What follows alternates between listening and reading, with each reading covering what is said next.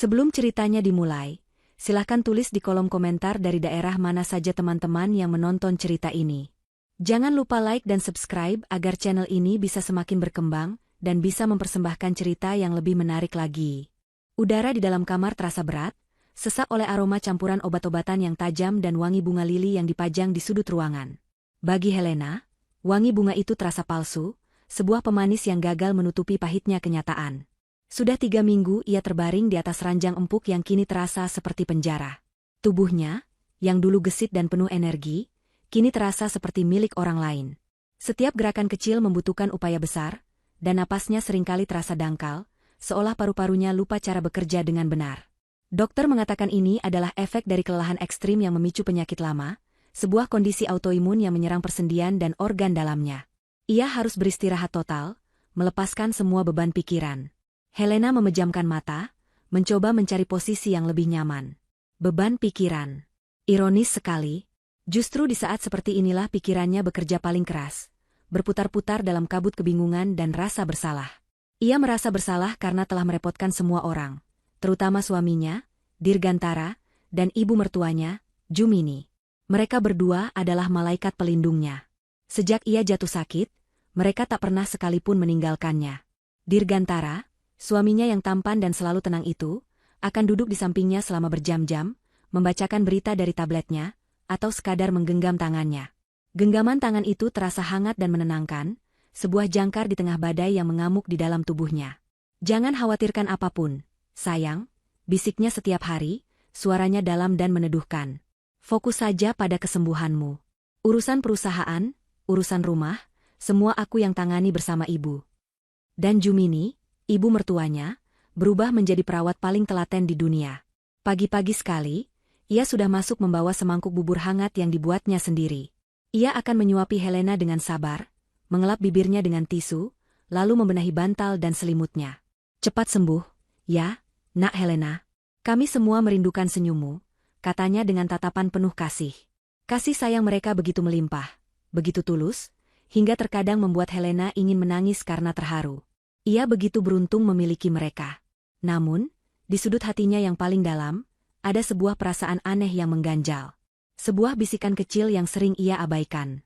Terkadang, saat Dirgantara menatapnya, senyum di bibirnya tidak sepenuhnya mencapai matanya. Ada kilatan singkat di sana, sesuatu yang tidak bisa ia baca, yang lenyap secepat ia datang. Atau terkadang, saat Jumini merapikan rambutnya, sentuhan jari-jarinya terasa dingin dan kaku, bukan hangat seperti sentuhan seorang ibu. Helena selalu menepis perasaan itu. Ia pasti hanya terlalu banyak berpikir. Penyakit ini membuat emosinya tidak stabil, membuatnya curiga pada hal-hal yang tidak nyata. Ia tidak boleh meragukan orang-orang yang paling mencintainya. Di sudut kamar, di atas karpet berbulu tebal, duduk Zaid, putranya yang baru berumur 7 tahun. Anak laki-laki itu lebih banyak diam sejak ibunya sakit. Ia akan membawa buku gambar dan krayonnya, lalu duduk tenang selama berjam-jam, sesekali matanya melirik ke arah ranjang ibunya, lalu beralih ke ayah dan neneknya. Tatapan Zaid berbeda dari biasanya. Polos, namun tajam dan penuh pengamatan. Ia seolah sedang mencoba memecahkan sebuah teka-teki yang rumit. Helena sering memanggilnya untuk mendekat, mengusap rambutnya yang tebal, dan meyakinkannya bahwa ibu akan segera sembuh. Zaid hanya akan mengangguk, namun matanya yang jernih seolah berkata bahwa ia tahu sesuatu yang tidak diketahui oleh ibunya. Sore itu, Dirgantara dan Jumini sedang membantunya berganti pakaian. Gerakan mereka cekatan dan terkoordinasi. Nah, begini lebih segar, kan? Kata Jumini sambil merapikan kerah piyama sutra Helena. Dirgantara menyisir rambut Helena dengan lembut. Nanti malam aku akan menelepon Pak Santoso, manajer keuanganmu. Ada beberapa dokumen proyek baru yang butuh persetujuan.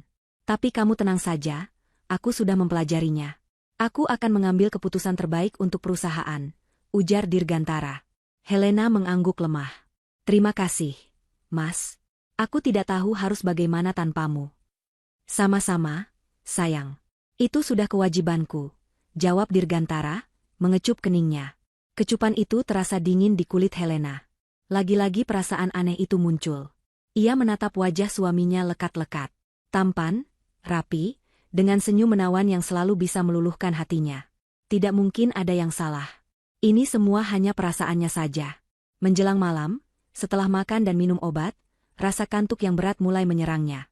Matanya terasa lengket, dan suara-suara di sekitarnya mulai terdengar sayup-sayup.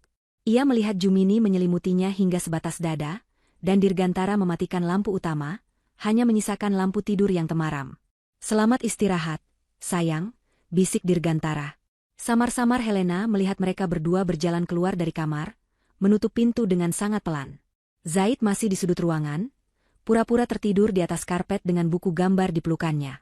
Helena mencoba melawan kantuknya. Ada sesuatu yang ingin ia katakan pada Zaid, tetapi kelopak matanya terlalu berat untuk dibuka. Akhirnya, ia menyerah dan terlelap dalam tidur yang gelisah. Tidurnya tidak benar-benar nyenyak. Ia berada di ambang antara sadar dan tidak, mendengar setiap derit lantai di luar kamar, setiap embusan angin yang menyelinap melalui celah jendela. Di sudut kamarnya, Zaid membuka matanya perlahan. Ia tidak tidur. Ia hanya menunggu ayah dan neneknya pergi. Ia bangkit tanpa suara, kakinya yang kecil melangkah ringan di atas lantai kayu. Ia merasa haus. Biasanya, ia akan memanggil ibunya, tetapi ibunya sedang tidur. Ia memutuskan untuk mengambil air sendiri di dapur. Dengan hati-hati, ia membuka pintu kamarnya yang ternyata tidak tertutup rapat. Ada celah kecil yang terbuka. Saat ia melangkah ke lorong yang remang-remang, ia mendengar suara tawa pelan dari ruang keluarga di lantai bawah. Itu suara ayahnya. Dan suara neneknya. Tawa mereka terdengar berbeda. Bukan tawa hangat yang biasa ia dengar. Tawa ini terdengar tajam, penuh kemenangan, dan sedikit menakutkan. Didorong oleh rasa penasaran, Zaid menuruni tangga selangkah demi selangkah, tubuh kecilnya bersembunyi di balik bayang-bayang pilar besar. Ia mengintip dari balik pilar. Di ruang keluarga, lampu kristal menyala redup, memantulkan cahayanya pada 2 gelas berisi anggur merah yang dipegang oleh Dirgantara dan Jumini. Mereka duduk di sofa kulit yang mewah, saling berhadapan. Wajah mereka tidak lagi menunjukkan jejak kekhawatiran atau kesedihan. Sebaliknya, wajah mereka bersinar dengan kepuasan dan keserakahan. Semuanya berjalan sesuai rencana. "Bu," kata Dirgantara dengan suara rendah yang penuh percaya diri. Ia mengangkat gelasnya sedikit. Kondisinya semakin lemah setiap hari. Para dokter itu, mereka hanya bisa menebak-nebak. Mereka tidak akan pernah tahu kalau kita mengurangi dosis obat pentingnya dan menggantinya dengan vitamin biasa. Jumini terkekeh, suara tawanya melengking pelan. Dia terlalu bodoh dan naif. Dia pikir kita ini malaikat pelindungnya.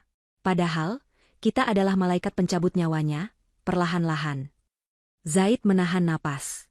Jantungnya berdebar begitu kencang seolah mau melompat keluar dari dadanya. Ia tidak mengerti semua kata-kata mereka, tetapi ia mengerti intinya. Ayah dan neneknya melakukan sesuatu yang jahat pada ibunya. Dirgantara menyesap anggurnya. "Sebentar lagi, Bu. Sedikit lagi kesabaran." Begitu dia menandatangani surat kuasa penuh itu, seluruh kerajaan bisnis yang dia bangun dengan susah payah akan menjadi milik kita. Helena akan menjadi masa lalu, dan kita akan memulai hidup baru yang sebenarnya. Ia tersenyum, senyum yang sama sekali berbeda dari yang biasa ia tunjukkan pada Helena. Senyum itu dingin, kejam, dan penuh ambisi. "Untuk masa depan kita," kata Jumini, mengangkat gelasnya lebih tinggi. "Untuk masa depan kita," balas Dirgantara. Mereka mendentingkan gelas mereka, suara denting kristal yang nyaring terdengar mengerikan di telinga Zaid. Anak kecil itu membekap mulutnya dengan kedua tangan, menahan teriakan ngeri. Ia berbalik dan berlari tanpa suara kembali ke kamarnya, air mata mengalir deras di pipinya. Ia tidak jadi mengambil air minum. Rasa hausnya telah lenyap, digantikan oleh rasa takut yang mencekam. Ia berbaring kembali di karpet, memeluk dirinya sendiri, tubuhnya gemetar hebat. Ia baru saja menyaksikan wajah asli dari 2 orang yang seharusnya paling ia percaya di dunia. Keesokan paginya, matahari bersinar cerah menembus jendela kamar Helena, namun kehangatannya tidak mampu mengusir hawa dingin yang menusuk dari dalam. Helena terbangun dengan perasaan yang tidak enak, sisa-sisa mimpi buruk yang samar-samar masih membayangi pikirannya. Ia melihat Zaid masih tertidur di karpet. Wajahnya terlihat pucat dan ada jejak air mata yang mengering di pipinya. Hati Helena mencelos. Anaknya pasti sangat merindukannya, merasa kesepian karena ibunya tidak bisa lagi bermain dan menemaninya seperti dulu.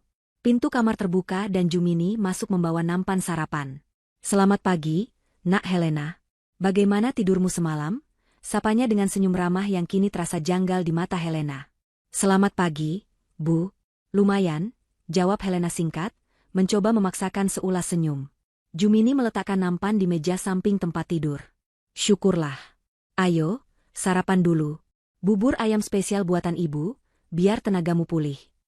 Ia mulai menyendokkan bubur, namun Helena menggeleng. Nanti saja, Bu. Aku belum lapar. Aku ingin bicara dengan Zaid dulu, kata Helena.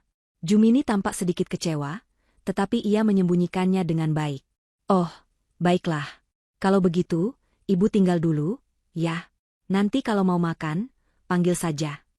Ia pun keluar dari kamar, menutup pintu di belakangnya. Helena mengalihkan perhatiannya pada Zaid. Ia memanggil nama putranya dengan lembut. Zaid, sayang, bangun. Anak itu membuka matanya perlahan. Saat melihat ibunya, matanya langsung berkaca-kaca. Ia bangkit dan segera memeluk Helena, menenggelamkan wajahnya di selimut ibunya. Tubuhnya masih sedikit gemetar. Kenapa, sayang? Kamu mimpi buruk? Tanya Helena sambil mengelus punggung anaknya. Zaid menggeleng di dalam pelukan ibunya. Ia mengangkat wajahnya, matanya merah dan bengkak. Ada keraguan dan ketakutan besar di sana. Ibu, panggilnya dengan suara bergetar. Zaid takut. Takut kenapa? Ceritakan pada ibu, bujuk Helena dengan sabar. Hatinya ikut merasa sakit melihat ketakutan di mata putranya. Zaid melepaskan pelukannya. Ia mengambil tabletnya yang tergeletak di lantai. Jari-jarinya yang mungil tampak ragu saat mengusap layar. Semalam, Zaid tidak sengaja merekam sesuatu, cicitnya. Zaid sedang main game menggambar, terus ada tombol rekamnya. Zaid tidak tahu kalau itu menyala. Helena mengerutkan kening, tidak mengerti. Merekam apa, sayang? Tanpa berkata apa-apa lagi, Zaid menekan tombol play pada sebuah file audio di dalam aplikasi menggambarnya. Awalnya, yang terdengar hanyalah suara gemerisik dan langkah kaki. Lalu, suara tawa pelan yang familiar terdengar, membuat bulu kuduk Helena berdiri. Itu suara Dirgantara dan Jumini. Kemudian, kalimat-kalimat mengerikan itu mulai mengalir keluar dari speaker tablet, satu persatu, seperti racun yang meresap perlahan ke dalam aliran darah Helena. Kondisinya semakin lemah setiap hari, mereka tidak akan pernah tahu kalau kita mengurangi dosis obat pentingnya. Suara Dirgantara. Dia terlalu bodoh dan naif. Dia pikir kita ini malaikat pelindungnya. Suara tawa Jumini. Begitu dia menandatangani surat kuasa penuh itu, seluruh kerajaan bisnis yang dia bangun dengan susah payah akan menjadi milik kita. Helena mematung. Napasnya tercekat di tenggorokan. Dunia di sekelilingnya seakan berhenti berputar. Suara-suara itu terus bergema di kepalanya, menghancurkan setiap kenangan indah, setiap kepercayaan, setiap cinta yang pernah ia rasakan untuk suami dan ibu mertuanya. Genggaman hangat Dirgantara, senyum tulus Jumini, semua itu hanyalah topeng. Sebuah sandiwara besar yang dimainkan dengan begitu sempurna. Penyakitnya bukan hanya karena kelelahan. Mereka meracuninya. Perlahan. Dengan sengaja. Mereka ingin ia mati. Rasa sakit yang dirasakan Helena jauh lebih parah daripada sakit fisik manapun yang pernah ia alami. Ini adalah sakitnya pengkhianatan, sebuah luka tak kasat mata yang mengoyak jiwanya hingga berkeping-keping. Air mata mulai menggenang di pelupuk matanya. Ia teringat saat pertama kali bertemu Dirgantara, pesonanya yang memikat, janji-janjinya untuk selalu mencintai dan melindunginya. Ia teringat bagaimana ia menerima Jumini seperti ibunya sendiri, membagi semua suka dan dukanya. Semuanya bohong. Semuanya adalah bagian dari rencana jahat mereka untuk merebut hartanya. Helena menatap Zaid, yang memandangnya dengan cemas. Ia melihat ketakutan di mata anaknya, tetapi juga keberanian. Anak sekecil ini telah menjadi penyelamatnya. Saat itu juga, sesuatu di dalam diri Helena berubah. Kepedihan dan kehancuran hatinya perlahan membeku, mengeras menjadi bongkahan es yang dingin dan tajam. Air mata yang tadi menggenang kini surut, digantikan oleh kobaran api amarah yang membara. Mereka salah besar jika mengira ia adalah wanita lemah yang bisa dihancurkan begitu saja. Mereka telah meremehkannya. Mereka tidak hanya mengancam nyawanya, tetapi juga masa depan putranya. Dan untuk itu, tidak akan ada ampunan. Helena menarik napas dalam-dalam, mencoba menenangkan jantungnya yang berdebar kencang. Ia harus kuat. Demi Zaid. Ia harus berpikir jernih. Ia tidak bisa menunjukkan bahwa ia tahu. Jika mereka sadar rencananya terbongkar, mereka mungkin akan melakukan sesuatu yang lebih nekat. Ia harus bermain dalam permainan mereka, mengikuti alurnya, sambil menyusun rencana balas dendamnya sendiri. Ia mematikan rekaman di tablet itu dan menarik Zaid ke dalam pelukannya. Pelukan kali ini terasa berbeda. Bukan lagi pelukan seorang ibu yang sakit dan rapuh, melainkan pelukan seorang singa betina yang melindungi anaknya. Zaid, dengarkan ibu baik-baik, bisiknya, suaranya kini terdengar tenang namun penuh penekanan. Kamu adalah anak yang paling berani di seluruh dunia. Kamu sudah menyelamatkan nyawa ibu. Zaid mendongak. Jadi, ayah dan nenek jahat? Tanyanya dengan polos. Helena mengangguk pelan, hatinya terasa sakit saat harus menghancurkan citra baik ayah dan nenek di mata putranya sendiri. Iya, sayang. Mereka sangat jahat. Dan sekarang, ibu butuh bantuanmu. Bantuan apa, Bu? Helena menatap lekat mata putranya, mencoba menyalurkan kekuatannya. Mulai sekarang, kita akan bermain sebuah permainan. Sebuah sandiwara. Kita harus berpura-pura tidak tahu apa-apa. Ibu akan berpura-pura semakin sakit, dan Zaid harus bersikap seperti biasa. Jangan tunjukkan kalau kamu takut atau marah pada mereka. Apa kamu bisa melakukannya untuk ibu? Zaid berpikir sejenak. Meskipun ia masih kecil, ia bisa merasakan keseriusan dalam suara ibunya. Ia melihat api yang menyala di mata ibunya, sesuatu yang belum pernah ia lihat sebelumnya. Ia mengangguk dengan mantap. Zaid bisa, Bu. Demi ibu. Helena tersenyum, senyum pertama yang tulus setelah mendengar rekaman mengerikan itu. Bukan senyum bahagia, melainkan senyum penuh tekad. Terima kasih, pahlawan kecil ibu. Sekarang, simpan rekaman ini baik-baik. Jangan sampai ada yang tahu. Ini adalah senjata rahasia kita. Zaid mengangguk lagi, lalu memeluk ibunya sekali lagi dengan erat. Di dalam pelukan itu, sebuah persekutuan baru telah lahir. Persekutuan antara seorang ibu yang dikhianati dan seorang anak kecil yang pemberani. Mereka akan menghadapi dua serigala berbulu domba itu bersama-sama. Dan mereka tidak akan kalah. Permainan baru saja dimulai. Sandiwara dimulai saat Helena membuka matanya keesokan harinya. Kemarin adalah hari kehancuran, hari ini adalah hari pertama pembangunan benteng pertahanannya. Amarah yang semalam membeku di dalam hatinya kini telah ia tempa menjadi sebuah perisai dan pedang. Perisainya adalah aktingnya yang sempurna, dan pedangnya adalah rencana yang mulai terbentuk di benaknya yang cerdas. Ia tahu, musuhnya bukanlah orang bodoh. Mereka licik, sabar, dan sangat teliti. Ia harus lebih dari itu. Ia harus menjadi aktris terbaik yang pernah ada di panggung hidupnya sendiri. Saat Dirgantara masuk ke kamar, membawakan segelas air hangat dan obat paginya, Helena tidak langsung menyambutnya. Ia membiarkan matanya tetap terpejam selama beberapa detik, lalu membukanya perlahan seolah dengan susah payah. Ia mengerang pelan, sebuah suara serak yang keluar dari tenggorokannya. "Mas," panggilnya, suaranya nyaris seperti bisikan. Wajah Dirgantara langsung dipenuhi kekhawatiran. Ia meletakkan gelas di meja dan segera duduk di tepi ranjang. "Iya, sayang, kamu butuh sesuatu? Apa ada yang sakit?" tanyanya sambil mengusap kening Helena. Sentuhan itu, yang dulu terasa menenangkan, kini terasa seperti sentuhan seekor ular. Helena harus menahan seluruh otot di tubuhnya agar tidak bergidik jijik. "Kepalaku pusing sekali. Lebih parah dari kemarin," keluhnya, matanya menatap langit-langit dengan tatapan kosong. Ia membiarkan tubuhnya terlihat lebih lemas, bahunya merosot ke kasur, seolah seluruh tulangnya telah kehilangan kekuatan. Dirgantara tersenyum tipis, sebuah senyum yang ia yakini tidak akan tertangkap oleh istrinya yang sedang sakit parah. "Itu efek obatnya, sayang," kata dokter wajar. "Kamu harus banyak istirahat." "Aku lelah sekali istirahat terus," bisik Helena. Saat itulah Jumini masuk, membawa nampan sarapan seperti biasa. Ia mendengar keluhan Helena dan langsung menyahut dengan nada prihatin. "Justru karena itu kamu harus makan yang banyak, Nak, biar ada tenaga. Ayo, ibu suapi, ya." Helena menggeleng lemah. "Tidak mau, Bu. Perutku mual." Ini adalah bagian dari permainannya. Penolakan. Kelemahan. Ia harus membuat mereka percaya bahwa semangat hidupnya benar-benar sudah padam. Jumini dan Dirgantara saling berpandangan. Di mata mereka, Helena melihat kilatan kemenangan yang coba mereka sembunyikan di balik topeng kesedihan. Mereka berhasil. Mereka berhasil membuatnya putus asa. "Ayolah, sayang. Sedikit saja," bujuk Dirgantara. "Demi aku. Demi Zaid." Mendengar nama Zaid disebut oleh mulut berbisa itu, amarah Helena kembali bergejolak. Namun, di wajahnya, ia menampilkan ekspresi sedih. Akhirnya, ia mengangguk pasrah. Ia membiarkan Jumini menyuapinya, memakan 3 atau 4 sendok bubur sebelum kembali menggeleng dan memalingkan wajah.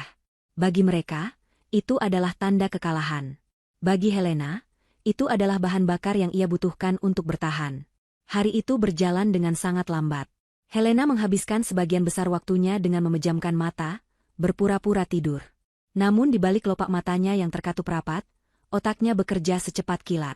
Ia menyusun daftar asetnya, perusahaan properti yang ia rintis dari nol, beberapa unit apartemen mewah di pusat kota, portofolio saham yang nilainya sangat besar, dan tentu saja, rumah megah tempat ia tinggal sekarang, yang merupakan warisan dari almarhum ayahnya.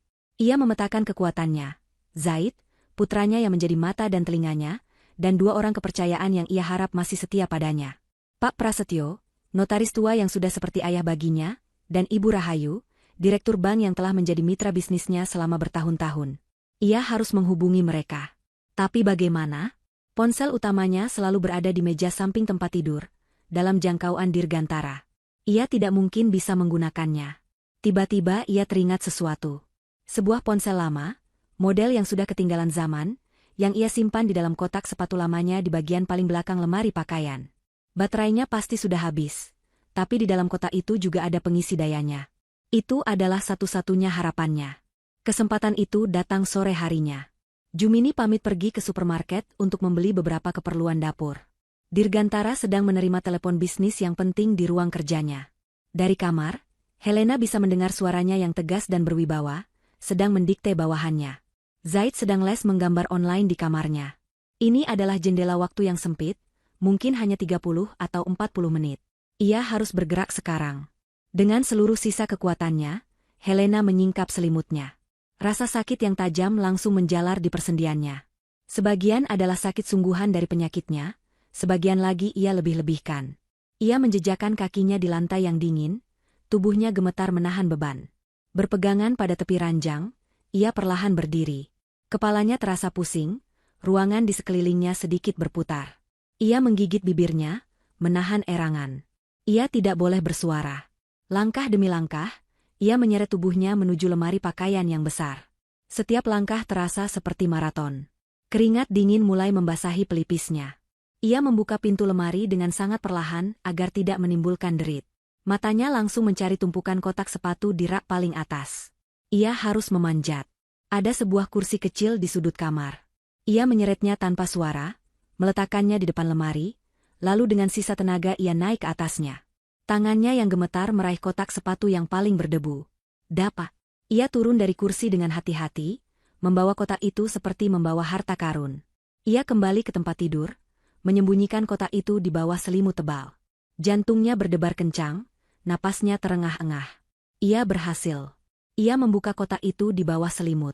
Benar saja, di sana ada ponsel tua dan pengisi dayanya. Ia segera menyambungkan ponsel itu ke stop kontak yang tersembunyi di belakang nakas. Lampu indikator menyala. Syukurlah. Sambil menunggu baterainya terisi sedikit, ia berbaring, mencoba mengatur napasnya agar kembali normal. 15 menit kemudian, ia mencabut ponsel itu. Baterainya baru terisi sedikit, tapi itu sudah cukup. Tangannya yang gemetar menekan tombol daya. Layar ponsel menyala dengan logo lama yang familiar. Ia segera mencari kontak Pak Prasetyo. Ketemu. Dengan jantung berdebar, ia menekan tombol panggil. Halo, Prasetyo di sini, suara berat di seberang sana terdengar. Pak Prasetyo, ini saya, Helena, bisik Helena, suaranya serak. Terdengar keheningan sejenak. Ibu Helena? Astaga, Bu. Saya dengar ibu sedang sakit parah. Bagaimana keadaan ibu? Suara Pak Prasetyo terdengar tulus dan khawatir. Tidak baik, Pak. Tidak baik sama sekali, jawab Helena, air mata nyaris menetes. Pak, saya butuh bantuan Bapak. Ini sangat mendesak dan sangat rahasia. Jangan sampai ada yang tahu, terutama suami saya.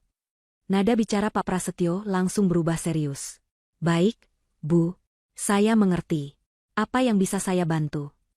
Saya ingin Bapak datang ke rumah saya dalam waktu dekat. Saya akan hubungi lagi untuk waktunya. Dan tolong, ajak serta Ibu Rahayu dari Bank Nasional. Katakan padanya ini menyangkut seluruh aset saya. Ada beberapa dokumen yang harus segera diselesaikan. Jelas Helena. Tentu saja, Bu. Kapanpun Ibu siap, kami akan datang. Ibu jaga diri baik-baik. Terima kasih, Pak. Bapak adalah satu-satunya harapan saya. Setelah menutup telepon, ia segera menghapus riwayat panggilan dan mematikan ponsel itu. Ia kemudian menghubungi Ibu Rahayu dan menyampaikan pesan yang sama. Wanita cerdas itu langsung menangkap ada sesuatu yang tidak beres dari nada suara Helena, dan setuju untuk datang bersama Pak Prasetyo tanpa banyak bertanya. Tepat saat ia selesai menyembunyikan kembali ponsel itu di dalam kotaknya dan mendorong kotak itu jauh ke bawah tempat tidur, pintu kamar terbuka. Dirgantara masuk dengan senyum di wajahnya. Teleponnya lama sekali. Aku baru saja menutup kesepakatan besar.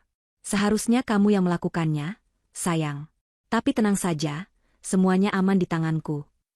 Helena memandangnya dengan tatapan yang ia buat sayu dan kosong. Ia merasa lega sekaligus tegang. Langkah pertama dari rencananya telah berhasil. Sekarang, ia harus melempar umpan. Mas, panggilnya lemah. Iya, sayang. Helena meraih sebuah map berisi laporan keuangan yang sengaja Dirgantara letakkan di atas nakas. Ia mencoba membacanya, namun kemudian map itu terlepas dari genggamannya yang lemah dan jatuh ke lantai. Helena mulai terbatuk-batuk. Napasnya dibuat sesak dan tidak teratur. Dirgantara panik. Ia segera meraih tubuh istrinya. Sayang, kamu kenapa? Helena mencengkeram lengan Dirgantara. Matanya menatap suaminya dengan tatapan memohon yang menyeratkan keputusasaan total. Aku sudah tidak kuat lagi, Mas, desahnya di sela-sela napasnya yang terengah-engah. Mungkin benar katamu.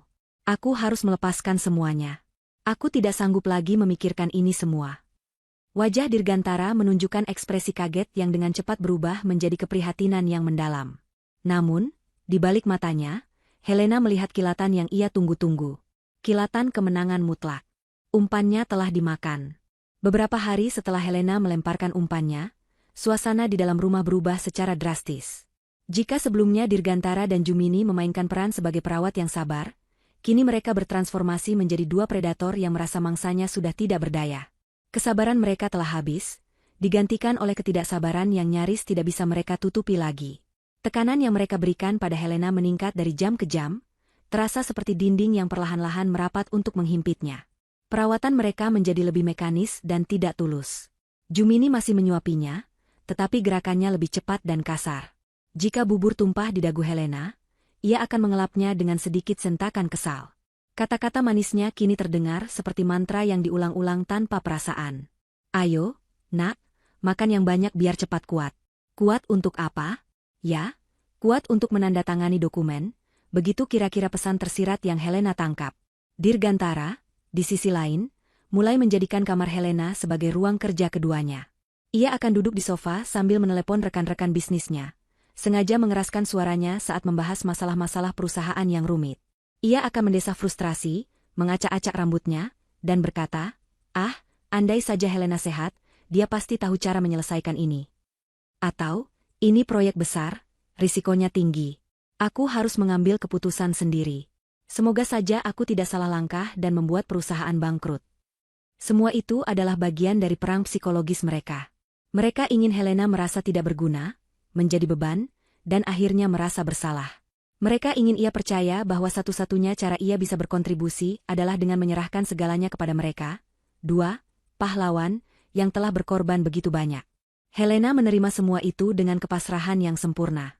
Ia akan menatap Dirgantara dengan mata yang berkabut, seolah tidak mengerti istilah-istilah bisnis yang diucapkannya. Ia akan mengangguk lemah pada setiap keluhan suaminya, seolah setuju bahwa dirinya memang sudah tidak mampu lagi. Di dalam hatinya, setiap kata-kata mereka adalah cambuk yang justru menguatkan tekadnya. Ia mencatat setiap kebohongan, setiap manipulasi, menyimpannya sebagai amunisi untuk pertempuran terakhir. Satu-satunya sumber kekuatannya adalah Zaid. Anak itu adalah aktor cilik yang luar biasa. Di depan ayah dan neneknya, ia bersikap seperti anak kecil yang merindukan ibunya, seringkali murung dan tidak banyak bicara. Namun, ketika mereka hanya berdua di dalam kamar, Zaid akan berubah menjadi mata-mata kecil yang handal. Ibu, tadi ayah telepon seseorang. Ayah bilang, sedikit lagi kesabaran, semua akan jadi milik kita. Lapor Zaid suatu siang saat ia pura-pura bermain mobil-mobilan di samping tempat tidur ibunya, sementara Dirgantara sedang di kamar mandi. Helena hanya tersenyum tipis dan mengedipkan sebelah matanya. Anak pintar, bisiknya tanpa suara. Interaksi-interaksi singkat dan rahasia seperti inilah yang menjaga kewarasan Helena. Di tengah kepungan para pengkhianat, ia memiliki satu sekutu yang paling setia. Terkadang, saat Jumini dan Dirgantara berada di dalam kamar, membicarakan beban mereka, Zaid akan menatap ibunya dari sudut ruangan. Sebuah tatapan singkat yang seolah berkata, "Aku di sini, Bu. Kita akan melewati ini bersama." Dan bagi Helena, tatapan itu lebih berharga dari apapun di dunia. Malam yang ditunggu-tunggu oleh Dirgantara dan Jumini akhirnya tiba. Malam itu, hujan turun dengan deras, menciptakan suasana yang muram dan mencekam. Setelah makan malam, di mana Helena hanya berhasil menelan beberapa suap sup, Dirgantara masuk ke kamar dengan membawa sebuah map kulit berwarna hitam yang terlihat mahal. Ia tidak sendirian. Jumini mengikutinya di belakang, menutup pintu kamar dengan pelan, seolah sedang menutup sebuah kesepakatan rahasia. Atmosfer di dalam kamar langsung berubah menjadi tegang.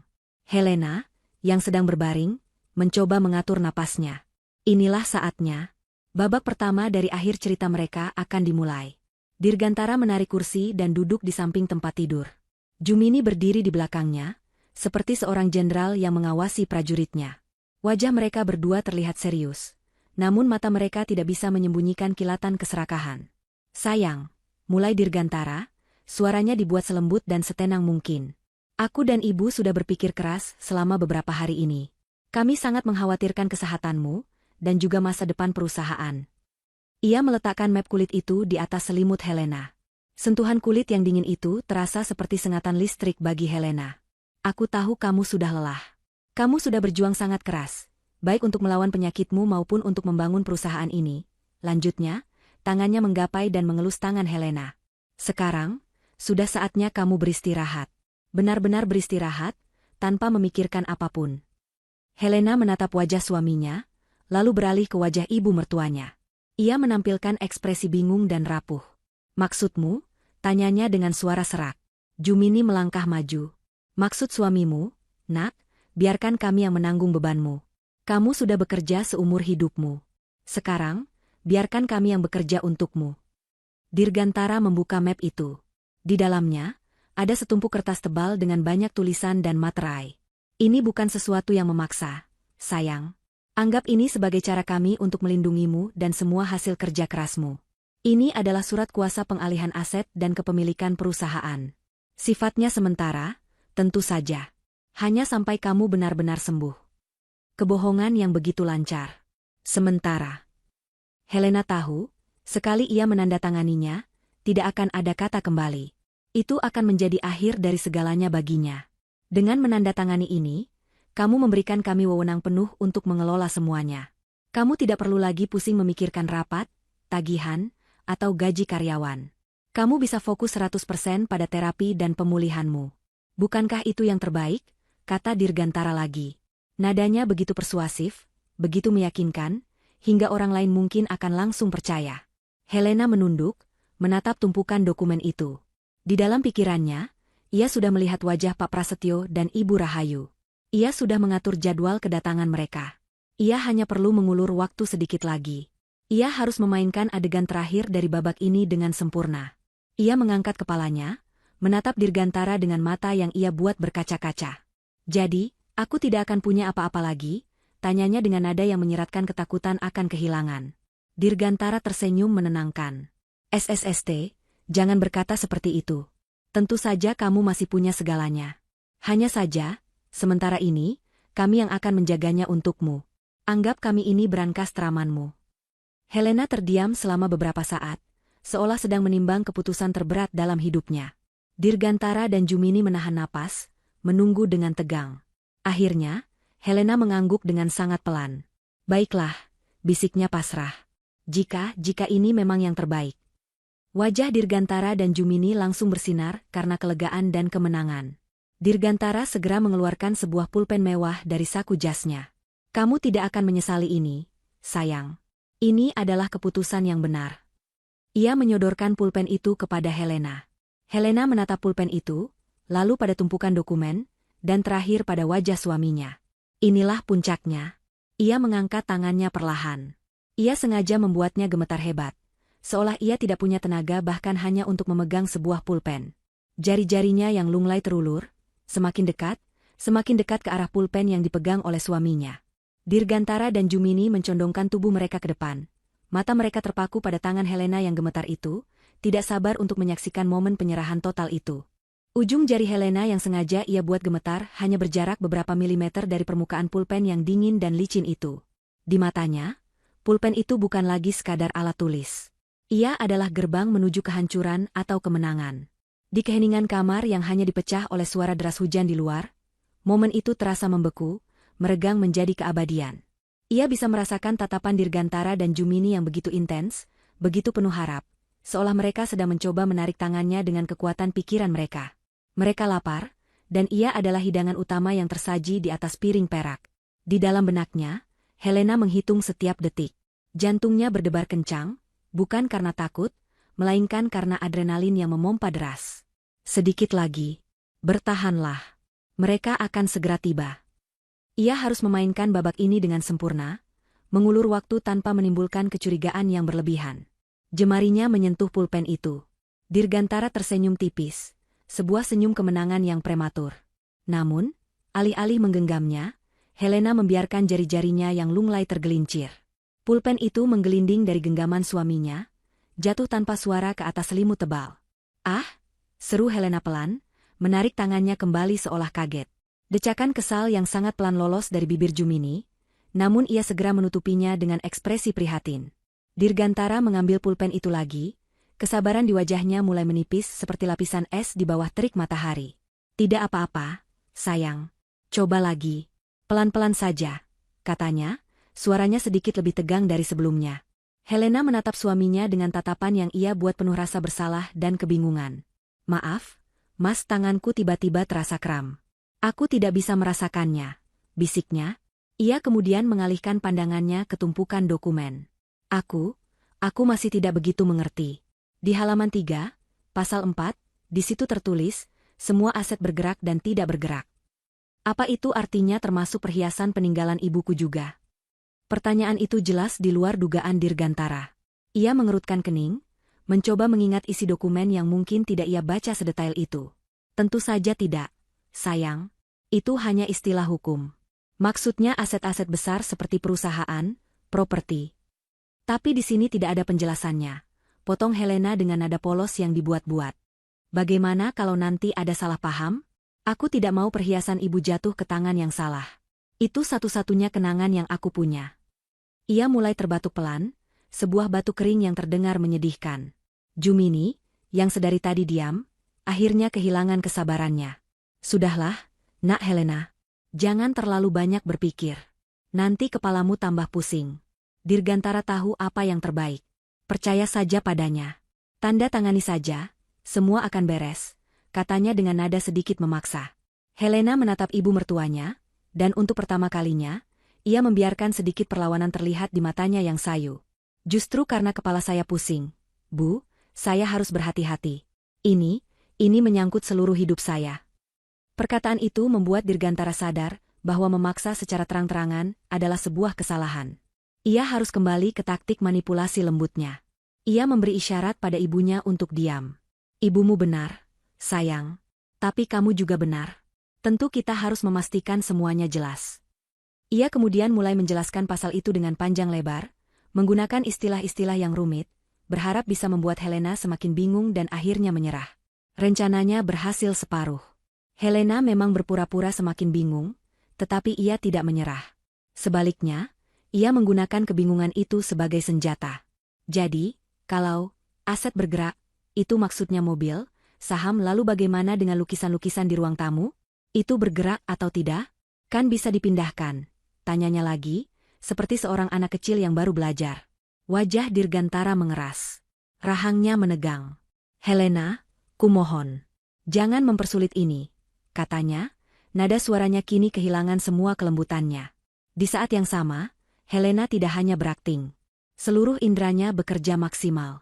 Ia menajamkan pendengarannya, mencoba menembus suara hujan yang menderu. Setiap deru angin yang lebih kencang, setiap ranting yang bergesekan dengan atap, membuat jantungnya berdebar. Apakah itu suara mereka? Belum. Hanya suara alam yang seolah ikut merasakan ketegangan di dalam kamar itu. "Aku tidak mempersulit, Mas. Aku hanya ingin mengerti," jawab Helena. Suaranya bergetar seolah ia hampir menangis. "Kalian memintaku menyerahkan segalanya. Setidaknya, biarkan aku tahu apa saja yang akan aku lepaskan." Melihat Air mata, di pelupuk mata istrinya, Dirgantara merasa bersalah sekaligus semakin tidak sabar. Ia harus mengakhiri ini sekarang juga, sebelum Helena berubah pikiran.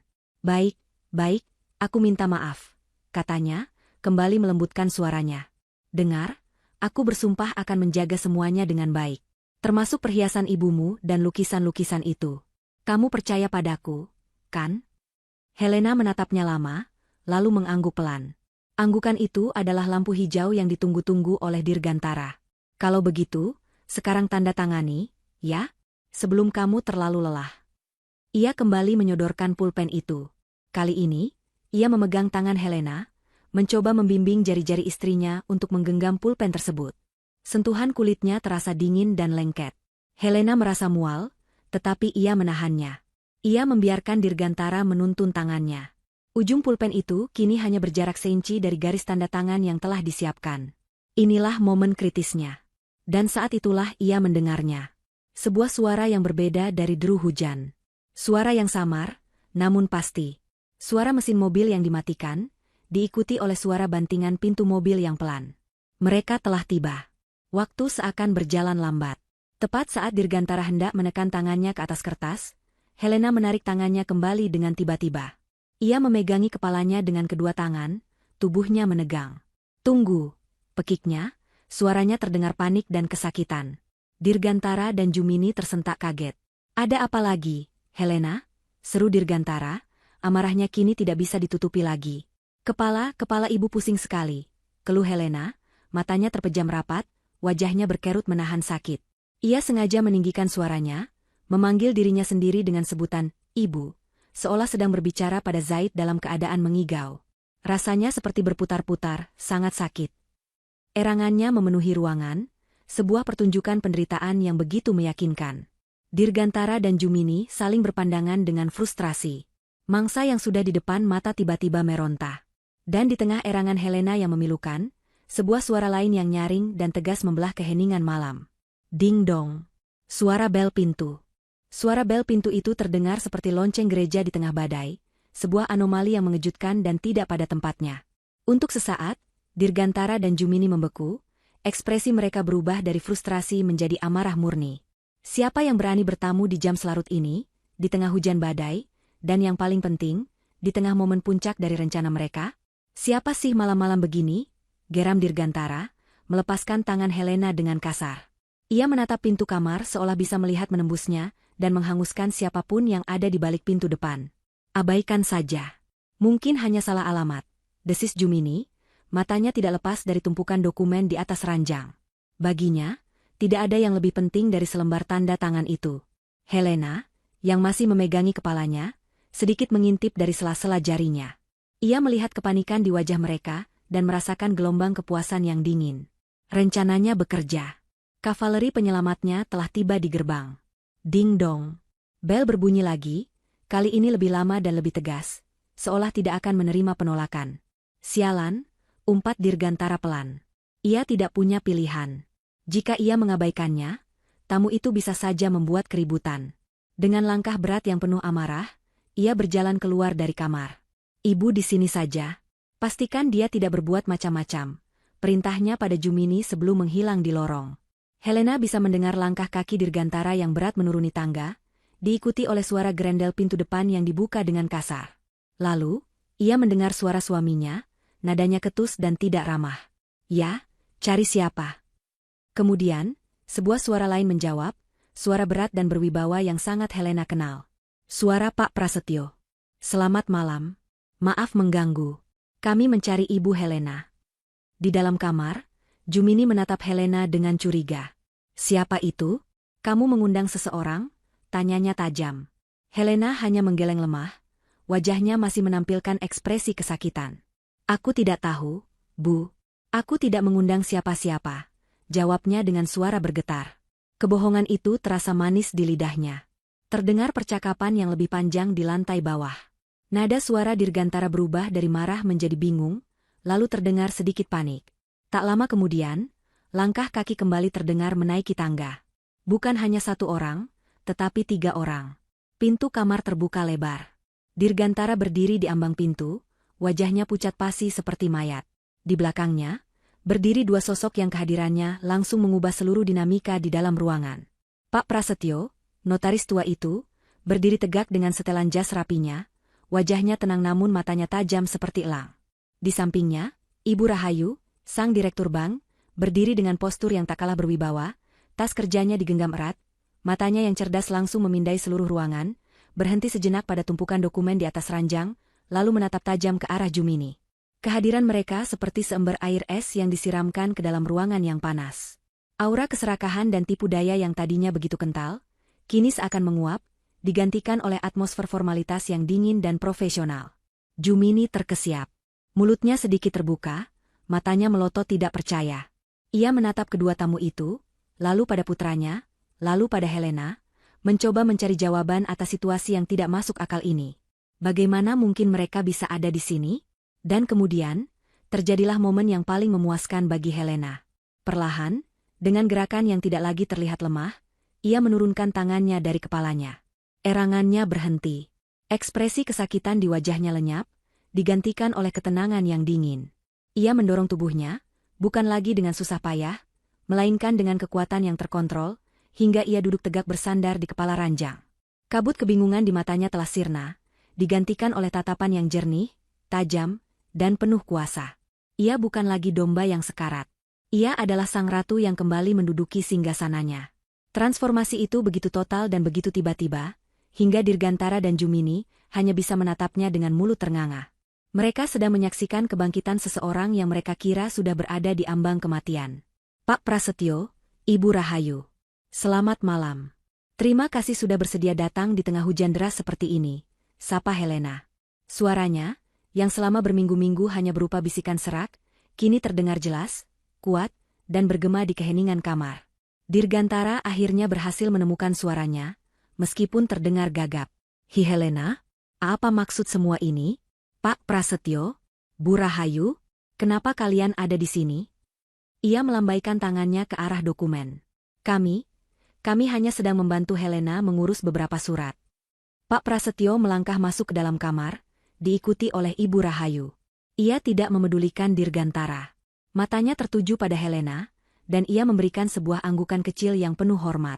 Ia kemudian melihat map kulit hitam yang terbuka di atas selimut, lalu beralih menatap wajah Dirgantara dan Jumini yang pucat pasi. Ada sedikit senyum sinis di sudut bibirnya.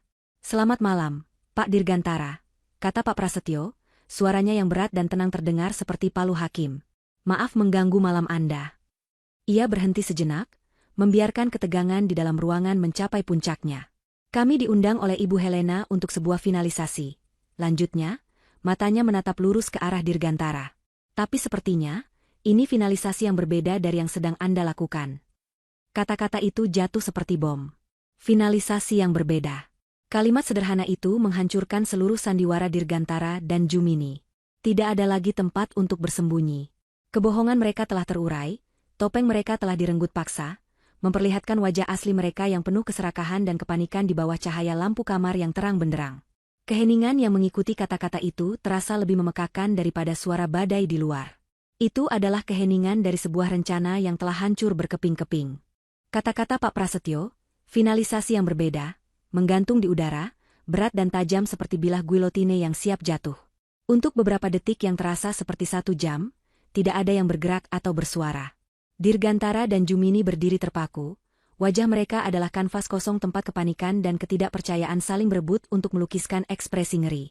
Pikiran mereka yang tadinya dipenuhi euforia kemenangan kini berputar liar, mencoba mencari pegangan, mencari penjelasan logis atas skenario mustahil yang sedang terjadi di depan mata mereka. Dirgantara adalah yang pertama kali berhasil keluar dari kelumpuhan. Naluri predatornya yang terdesak menyuruhnya untuk menyerang. Ia memutar tubuhnya, tidak lagi menatap Helena, melainkan menantang Pak Prasetyo dan Ibu Rahayu dengan tatapan marah. Apa maksud Anda? Finalisasi apa? Tanyanya, suaranya bergetar karena amarah yang dipaksakan untuk menutupi rasa takutnya. Kalian tidak punya hak untuk datang ke rumah saya selarut ini, dan mengganggu istri saya yang sedang sakit keras. Ini pelanggaran privasi. Saya bisa menuntut kalian. Ia kemudian beralih ke Helena, wajahnya kembali dihiasi topeng kekhawatiran yang putus asa. Sayang, kamu lihat, kan? Orang-orang ini pasti punya niat buruk. Mereka mencoba memanfaatkan kondisimu yang sedang lemah dan bingung. Mereka ingin menipumu. Suruh mereka pergi, Helena. Suruh mereka pergi sekarang juga. Itu adalah upaya terakhirnya yang menyedihkan untuk memegang kendali, untuk menarik Helena kembali ke dalam jaring ilusi yang telah ia ciptakan. Ia berharap sisa-sisa cinta atau kebingungan di dalam diri istrinya masih bisa ia manfaatkan. Namun, yang ia dapatkan bukanlah jawaban yang ia harapkan. Helena menatapnya dengan tatapan yang begitu dingin, begitu asing, hingga membuat Dirgantara merasa seolah sedang menatap orang lain. Kelembutan dan kepasrahan yang selama ini ia lihat telah lenyap tanpa jejak. "Cukup, Mas," kata Helena, suaranya tenang namun mematikan. Setiap kata diucapkannya dengan penekanan yang sempurna, memotong setiap harapan Dirgantara. Sandiwara ini sudah selesai. Panggungnya sudah akan ditutup. Ia menggerakkan dagunya sedikit, menunjuk ke arah sofa yang terletak di seberang tempat tidur. Perintahnya tidak diucapkan, tetapi semua orang di ruangan itu mengerti. "Silakan duduk. Kalian berdua." Tatapan Helena beralih pada tamunya. "Dan Anda juga, Pak Prasetyo, Ibu Rahayu. Silakan duduk. Ada sebuah pertunjukan kecil yang harus kita semua saksikan bersama-sama sebelum malam ini berakhir." Nada suaranya tidak memberikan ruang untuk perdebatan. Jumini, yang sejak tadi hanya bisa gemetar, berjalan lunglai menuju sofa seperti robot yang kehabisan daya. Dirgantara ragu-ragu sejenak. Matanya masih menatap Helena dengan tidak percaya, sebelum akhirnya menyerah dan mengikuti ibunya. Ia duduk di tepi sofa, tubuhnya kaku dan tegang. Pak Prasetyo dan Ibu Rahayu mengambil kursi yang ada di sudut kamar, memindahkannya hingga mereka bisa melihat semua orang dengan jelas.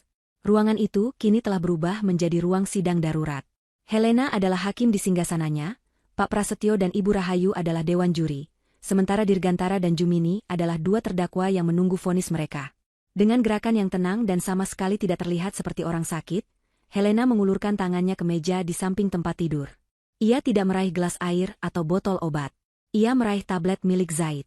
Tablet dengan casing karet berwarna biru terang, bergambar pahlawan super, sebuah benda kekanak-kanakan yang kontras dengan suasana kelam di dalam ruangan. Ia memegang tablet itu dengan kedua tangan. Benda kecil itu terasa berat, bukan karena bobot fisiknya, tetapi karena beban kebenaran yang dikandungnya. Ia menatap Dirgantara dan Jumini lekat-lekat, membiarkan keheningan meregang, membiarkan rasa takut mereka memuncak. "Selama berminggu-minggu," Helena memulai, suaranya yang jernih mengisi setiap sudut ruangan, "aku berbaring di sini. Aku mendengarkan setiap kata manis yang keluar dari mulut kalian. Aku merasakan setiap sentuhan, kasih sayang, yang kalian berikan. Aku meminum setiap obat yang kalian sodorkan. Aku hampir percaya pada semua kepedulian palsu itu." Ia berhenti sejenak, matanya menyorot tajam. "Tapi, kalian melupakan satu hal. Kalian melupakan putraku, Zaid. Anak laki-laki berusia 7 tahun yang kalian anggap tidak lebih dari sebuah perabot di dalam ruangan ini. Anak yang kalian pikir hanya sibuk dengan gambar dan permainannya. Ternyata, anakku memiliki telinga yang lebih jujur daripada mulut kalian, dan mata yang lebih jernih daripada hati kalian yang busuk." Dirgantara dan Jumini saling berpandangan dengan panik. Penyebutan nama Zaid membuat mereka gelisah. Apa yang anak itu lihat? Apa yang ia dengar? Helena mengangkat tablet itu sedikit lebih tinggi.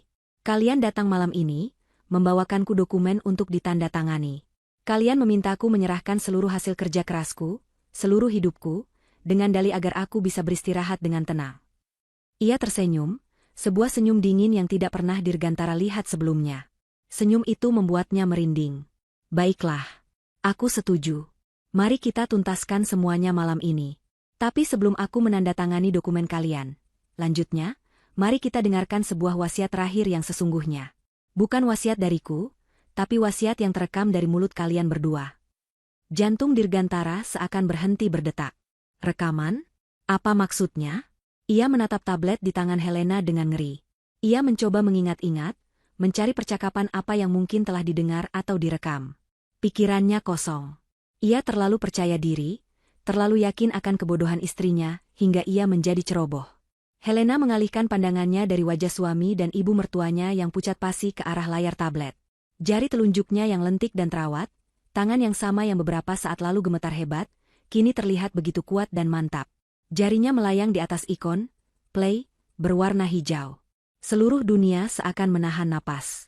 Kemudian, dengan gerakan yang pelan dan teatrikal, ia menekan layar itu. Untuk sepersekian detik, tidak ada suara apapun.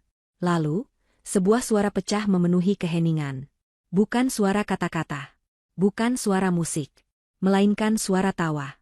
Tawa seorang wanita yang melengking, tajam, dan penuh dengan keserakahan yang tidak terselubung.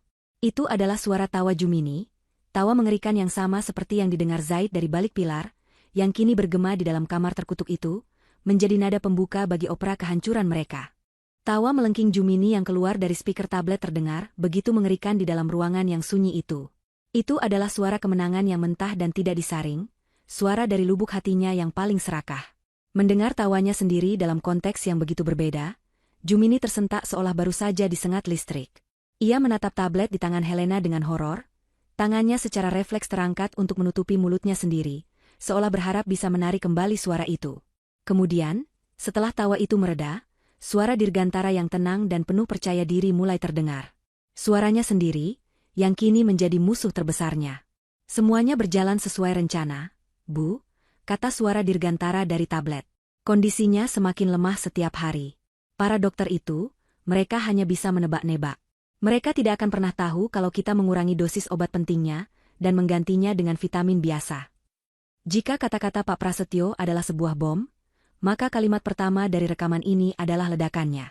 Ruangan itu seakan bergetar. Wajah Ibu Rahayu yang tadinya hanya keras kini berubah menjadi penuh amarah. Pak Prasetyo mengepalkan tangannya di atas pangkuannya, buku-buku jarinya memutih. Ini bukan lagi sekadar kasus penipuan. Ini adalah percobaan pembunuhan.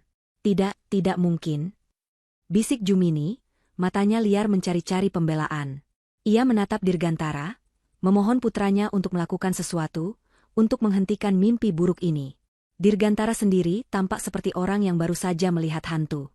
Keringat dingin sebesar biji jagung mulai bercucuran di pelipisnya. Ia tidak bisa menyangkalnya. Itu adalah suaranya. Suara yang sama yang ia gunakan untuk membujuk Helena, kini menjadi saksi kejahatannya. Rekaman itu berlanjut tanpa ampun. Dia terlalu bodoh dan naif, sahut suara Jumini dari masa lalu, penuh dengan cemoohan. Dia pikir kita ini malaikat pelindungnya. Padahal, kita adalah malaikat pencabut nyawanya, perlahan-lahan. Setiap kata adalah sayatan pisau. Helena tetap duduk tegak. Matanya terpaku pada dua wajah yang hancur di hadapannya. Ia tidak menunjukkan ekspresi apapun. Wajahnya yang tenang justru membuatnya terlihat semakin menakutkan, seperti Dewi Keadilan yang dingin dan tak terbantahkan. Ia ingin mereka merasakan setiap detik dari penderitaan ini. Ia ingin mereka mendengar betapa busuknya jiwa mereka, langsung dari mulut mereka sendiri. Di dalam benaknya, ia teringat kembali hari-hari penuh penderitaan. Rasa lemas yang luar biasa, nyeri sendi yang menyiksa, kabut di otaknya yang membuatnya sulit berpikir. Selama ini ia mengira itu semua adalah gejala penyakitnya. Kini ia tahu, ia telah diracuni secara perlahan oleh tangan-tangan yang seharusnya merawatnya. Amarahnya begitu besar hingga terasa seperti bola api di dalam dadanya, namun di luar, ia tetap sedingin es. Suara Dirgantara kembali terdengar, kali ini membahas tentang harta kekayaan Helena dengan detail yang memuakan. Begitu dia menandatangani surat kuasa penuh itu, seluruh kerajaan bisnis yang dia bangun dengan susah payah akan menjadi milik kita.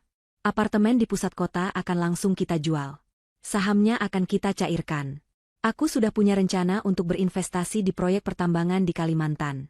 Keuntungannya akan berkali-kali lipat. Dan rumah ini? Tanya suara Jumini. Rumah ini tentu saja akan kita tempati, Bu. Kita akan merenovasinya. Singkirkan semua barang-barang peninggalan ayahnya yang membuat rumah ini terasa suram. Kita akan membeli perabot baru dari Italia, jawab suara Dirgantara, penuh dengan arogansi. Ibu Rahayu menggelengkan kepalanya pelan, ekspresinya menunjukkan rasa jijik yang mendalam. Sebagai bankir, ia telah melihat banyak keserakahan, tetapi yang satu ini terasa begitu pribadi dan kejam. Rekaman itu terus membeberkan semua rencana busuk mereka. Rencana mereka untuk berlibur keliling Eropa. Rencana Jumini untuk membeli tas-tas mewah dan perhiasan berlian. Mereka bahkan membahas nasib Zaid setelah Helena tiada. Anak itu akan kita kirim ke sekolah asrama yang jauh, kata suara Jumini dengan enteng. Biar dia tidak merepotkan. Lagi pula, dia terlalu dekat dengan ibunya. Lebih baik dipisahkan saja. Mendengar bagian ini, ketenangan Helena nyaris retak. Tangannya yang memegang tablet sedikit bergetar. Mengancam nyawanya adalah satu hal. Tapi merencanakan untuk membuang putranya adalah hal lain. Itu adalah dosa yang tidak akan pernah bisa ia maafkan. Dirgantara, Mendengar rencananya tentang Zaid diungkap, akhirnya tidak tahan lagi. Ia melompat berdiri. Cukup. Hentikan ini, Helena. Hentikan, teriaknya, suaranya parau karena panik. Ia melangkah maju, hendak merebut tablet itu dari tangan Helena. Namun, Pak Prasetyo bergerak lebih cepat. Pria tua itu bangkit dari kursinya, tubuhnya yang tegap menghalangi jalan Dirgantara. Duduk, Pak Dirgantara, katanya dengan suara rendah namun penuh ancaman. Anda akan mendengarkan ini sampai selesai. Dirgantara menatap Pak Prasetyo dengan marah, tetapi ada ketakutan di matanya. Ia tahu ia tidak bisa melawan. Dengan lunglai, ia kembali duduk di sofa, menutupi wajahnya dengan kedua tangan. Ia tidak sanggup lagi melihat atau mendengar. Rekaman itu mencapai bagian akhirnya, bagian yang paling menyakitkan bagi Helena, dan paling mematikan bagi Dirgantara. Terdengar suara Jumini yang bertanya, apa kamu yakin dia akan menandatanganinya begitu saja? Bagaimana kalau dia curiga? Keheningan sejenak. Lalu, suara Dirgantara menjawab dengan nada yang ringan, penuh cemoohan, dan sangat merendahkan. Tenang saja, Bu. Dia bodoh dan terlalu cinta padaku. Dia akan menandatangani apapun yang aku sodorkan. Setelah kalimat itu, rekaman berakhir. Keheningan yang mengikuti akhir rekaman itu begitu total dan menghancurkan. Kata-kata terakhir Dirgantara menggema di benak semua orang. Bodoh dan terlalu cinta. Hinaan itu, yang diucapkan dengan begitu enteng, adalah inti dari pengkhianatannya. Ia tidak hanya menginginkan harta Helena, ia juga membenci dan meremehkan wanita yang telah memberikan segalanya untuknya.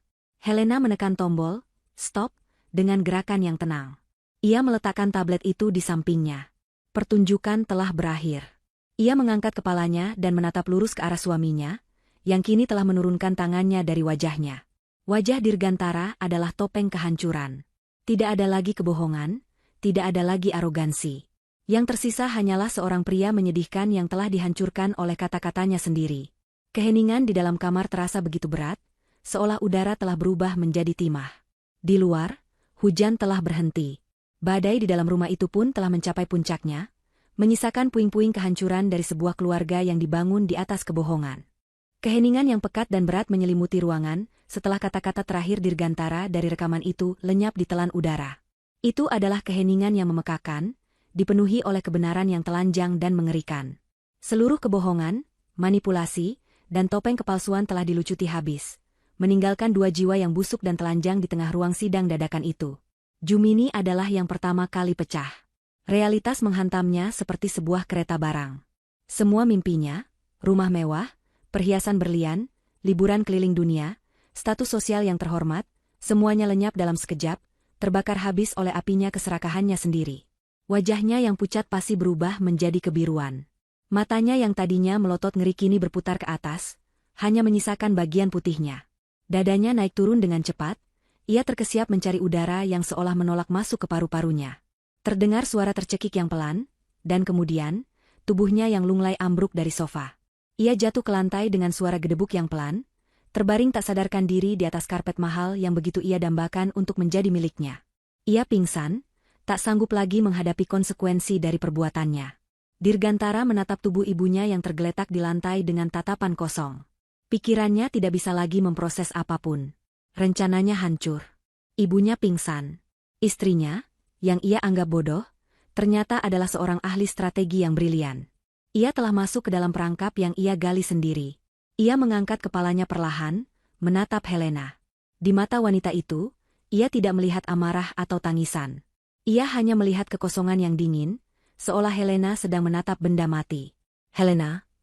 Ia memulai, suaranya parau dan pecah. Aku bisa jelaskan. Itu semua tidak seperti yang kau dengar. Kata-katanya mati di tenggorokannya. Menjelaskan apa? Bagaimana ia bisa menjelaskan tawa ibunya? Bagaimana ia bisa menjelaskan rencananya untuk mengurangi dosis obat? Bagaimana ia bisa menjelaskan penghinaannya yang paling keji? Tidak ada jalan keluar. Tidak ada lagi kebohongan yang bisa menolongnya. Rasa panik yang luar biasa mulai menjalari tubuhnya. Dinding-dinding kamar seakan merapat, udara terasa menipis. Jantungnya mulai berdebar tak karuan, memukul-mukul rongga dadanya seperti seekor burung yang terperangkap. Ia mencengkeram dadanya, napasnya menjadi pendek dan cepat. Dunia di sekelilingnya mulai berputar. Wajah Helena, wajah Pak Prasetyo, wajah Ibu Rahayu, semuanya melebur menjadi satu pusaran yang kabur. Rasa sakit yang tajam menusuk dadanya. Ia terhuyung, mencoba mencari pegangan, namun tangannya hanya menggapai udara kosong. Dengan erangan panjang yang tertahan, ia ambruk ke samping di atas sofa, matanya terpejam, kegelapan menelannya bulat-bulat. Sama seperti ibunya, ia memilih jalan pengecut untuk lari dari kenyataan. Dengan jatuhnya dua antagonis utama, atmosfer di dalam kamar seketika berubah. Ketegangan yang mencekam berganti dengan ketenangan yang efisien. Helena menatap dua tubuh yang tak berdaya itu tanpa sedikit pun rasa kasihan. Mereka telah menabur angin, dan kini mereka menuai badai. Ia kemudian mengalihkan pandangannya pada Pak Prasetyo, dan memberikan sebuah anggukan singkat yang tegas. Itu adalah sinyal yang telah mereka sepakati. Pak Prasetyo, yang sejak tadi hanya menjadi pengamat yang tenang, kini melangkah maju. Ia membuka tas kerjanya yang diletakkan di lantai, dan mengeluarkan sebuah map tebal berwarna merah. Ia tidak meletakkannya di atas selimut Helena. Sebaliknya, ia menyingkirkan map kulit hitam milik Dirgantara dengan ujung jarinya seolah itu adalah benda yang menjijikan, lalu meletakkan map merahnya di atas meja kopi di depan sofa. Sesuai instruksi Anda, Bu Helena, katanya dengan suara yang jelas dan formal, saya telah menyiapkan semua dokumen yang diperlukan. Ia membuka map itu, memperlihatkan isinya. Yang pertama, katanya sambil mengeluarkan selembar dokumen, adalah surat gugatan cerai dengan tuntutan segera. Alasannya adalah kekerasan dalam rumah tangga secara psikologis, percobaan penipuan, serta niat jahat yang membahayakan nyawa. Ia mengeluarkan lembar berikutnya. Yang kedua adalah surat laporan resmi kepada pihak kepolisian. Berdasarkan bukti rekaman yang baru saja kita dengar, kami akan mengajukan tuntutan percobaan pembunuhan berencana, dengan memberatkan pada penyalahgunaan obat-obatan. Dirgantara dan Jumini mungkin pingsan, tetapi kata-kata Pak Prasetyo akan menunggu mereka saat mereka sadar nanti, menjadi mimpi buruk baru mereka. Sementara itu, Ibu Rahayu juga membuka tas kerjanya. Dan dari pihak bank, Bu Helena, ujarnya dengan nada tak kalah profesional, ini adalah formulir pembekuan seluruh aset bersama atas nama Ibu dan Bapak Dirgantara. Formulir ini juga mencakup pemindahan seluruh aset pribadi dan warisan atas nama Ibu ke dalam sebuah rekening terpisah yang baru, yang tidak bisa diakses oleh siapapun tanpa persetujuan langsung dari Ibu. Ia meletakkan tumpukan formulir bank di samping dokumen hukum dari Pak Prasetyo. Kami juga akan segera memulai audit internal untuk melacak semua transaksi yang dilakukan oleh Bapak Dirgantara atas nama perusahaan selama Ibu sakit, untuk memastikan tidak ada dana yang digelapkan. Semuanya tersaji di sana. Sebuah perangkat hukum dan finansial yang dirancang dengan presisi untuk memotong Dirgantara dan Jumini dari kehidupan Helena secara total dan permanen. Mereka tidak hanya akan kehilangan Helena, mereka akan kehilangan segalanya. Uang, kebebasan, dan nama baik. Pak Prasetyo mengambil pulpen mewah yang tadi terjatuh di atas selimut. Pulpen yang sama yang hendak digunakan Dirgantara untuk merampas segalanya. Ia menyodorkannya pada Helena. Silakan, Bu, katanya lembut. Helena mengambil pulpen itu. Rasanya pas di genggamannya. Ia menyingkap selimutnya, dan untuk pertama kalinya dalam berminggu-minggu, ia menjejakkan kakinya di lantai. Ia berdiri, tubuhnya masih sedikit lemah karena penyakit, tetapi punggungnya tegak dan langkahnya mantap. Ia berjalan menuju meja kopi, berdiri di hadapan tumpukan dokumen yang akan membebaskannya. Tanpa ragu sedikitpun, ia membubuhkan tanda tangannya di atas surat gugatan cerai. Goresan tintanya tegas dan kuat. Lalu ia beralih ke surat laporan polisi. Tanda tangan. Lalu formulir-formulir bank. Tanda tangan. Tanda tangan. Tanda tangan. Setiap goresan adalah pernyataan kemerdekaannya, sebuah deklarasi bahwa ia tidak akan pernah lagi menjadi korban. Tepat saat ia selesai menandatangani dokumen terakhir, sebuah suara baru mulai terdengar dari kejauhan, menyelinap masuk melalui jendela yang sedikit terbuka. Suara sirene. Awalnya pelan, lalu semakin lama semakin keras, semakin dekat. Helena menatap Pak Prasetyo. Pria tua itu tersenyum tipis. Saya sudah menelepon mereka dalam perjalanan kemari. Saya katakan ada 2 orang yang membutuhkan pertolongan medis darurat. Lampu rotator berwarna merah dan biru mulai berkedip-kedip, cahayanya yang panik menari-nari di dinding kamar, memantul di wajah-wajah yang ada di sana. Cahaya itu menyinari wajah Helena yang tenang dan penuh kemenangan. Dan cahaya itu juga menyinari 2 tubuh yang terbaring pingsan, 2 sosok penjahat yang kini tak lebih dari pasien tak berdaya. Sirene itu semakin memekakan telinga, berhenti tepat di depan rumah. Ambulans telah tiba. Bukan untuk menjemput Helena yang sakit, melainkan untuk mengangkut puing-puing dari kehancuran rencana mereka yang jahat. 6 bulan kemudian, Angin musim kemarau yang hangat berembus lembut, membawa aroma bunga Kamboja dari taman. Helena berdiri di balkon kantornya di lantai 20, menatap hamparan kota Jakarta yang sibuk di bawahnya. Langit biru cerah, tanpa awan sedikit pun, seolah mencerminkan keadaan hatinya. Ia menghirup udara dalam-dalam, merasakan energi dan kehidupan kembali mengalir di dalam tubuhnya. Penyakit itu, yang pernah mencengkeramnya begitu erat, kini telah surut. Setelah para benalu disingkirkan dari hidupnya, ia mendapatkan perawatan medis yang tepat dan dukungan tulus dari orang-orang yang benar-benar peduli. Perlahan tapi pasti, kekuatannya kembali. Wajahnya tidak lagi pucat dan cekung, melainkan kembali merona sehat. Matanya yang dulu sayu kini bersinar tajam, penuh dengan vitalitas dan kebijaksanaan yang didapat dari pengalaman pahit. Perusahaannya tidak hanya selamat, tetapi juga berkembang pesat. Setelah mengambil alih kembali kendali penuh, ia memimpin dengan ketegasan dan visi yang lebih tajam dari sebelumnya. Pengkhianatan itu telah mengajarinya pelajaran berharga tentang sifat manusia, membuatnya menjadi pemimpin yang lebih waspada namun juga lebih adil. Para karyawannya, yang sempat khawatir dengan masa depan perusahaan, kini semakin menghormati dan mengaguminya. Helena bukan hanya seorang bos, ia adalah seorang pejuang yang telah memenangkan pertempuran hidup dan mati. Tentu saja, jalan menuju pemulihan tidaklah mudah.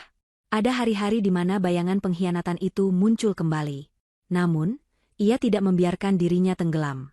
Ia mengubah luka itu menjadi kekuatan. Ia menjadi lebih dekat dengan Zaid, membangun kembali ikatan mereka yang sempat terancam. Dan bagaimana dengan nasib Dirgantara dan Jumini? Karma telah menjalankan tugasnya dengan sangat tuntas. Berita persidangan mereka menjadi sorotan media selama beberapa minggu. Rekaman dari tablet Zaid menjadi bukti kunci yang tidak terbantahkan. Di pengadilan, Dirgantara dan Jumini tidak lagi bisa bersandiwara. Wajah asli mereka yang serakah dan kejam terpampang jelas untuk dilihat seluruh dunia. Mereka mencoba menyangkal, saling menyalahkan, tetapi bukti itu terlalu kuat. Mereka dinyatakan bersalah atas semua tuduhan, penipuan, penggelapan, pemalsuan, dan yang terberat, percobaan pembunuhan berencana. Hakim menjatuhkan vonis yang sangat berat. Puluhan tahun di balik jeruji besi, tanpa kemungkinan pembebasan bersyarat. Seluruh aset pribadi mereka yang bisa dilacak disita oleh negara. Mereka kehilangan segalanya, persis seperti yang mereka rencanakan untuk Helena. Mereka jatuh dari puncak khayalan mereka ke dasar jurang kenyataan yang paling hina.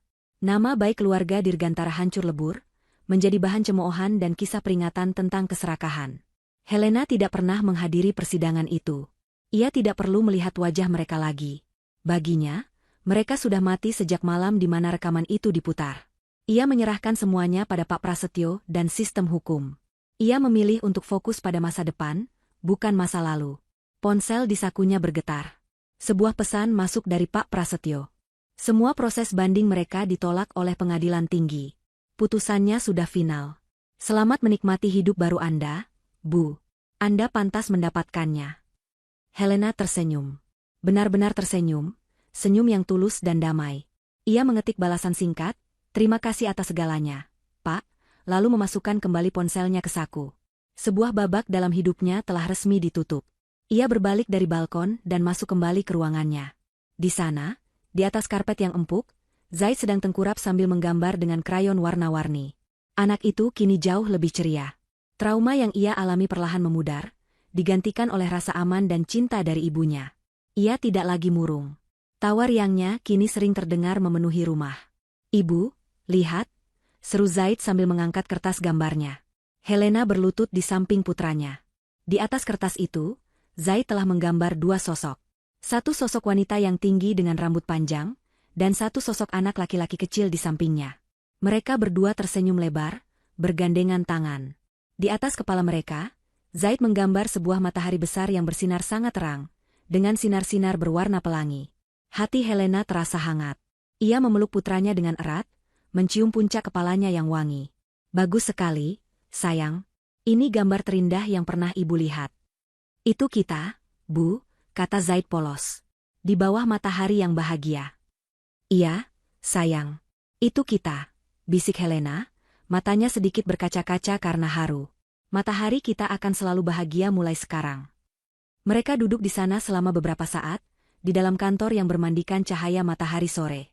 Helena memandangi wajah putranya, pahlawan kecilnya, dan kemudian memandang keluar jendela, ke arah langit biru yang tak terbatas. Badai telah berlalu, menyisakan tanah yang subur untuk kehidupan yang baru. Ia telah kehilangan seorang suami dan ibu mertua, tetapi ia menemukan sesuatu yang jauh lebih berharga, kekuatan dirinya sendiri dan cinta tanpa syarat dari putranya. Dan dengan dua hal itu, ia tahu ia bisa menghadapi apapun yang akan datang. Masa depan terbentang luas di hadapannya, cerah dan penuh harapan, seperti gambar yang baru saja dilukis oleh putranya.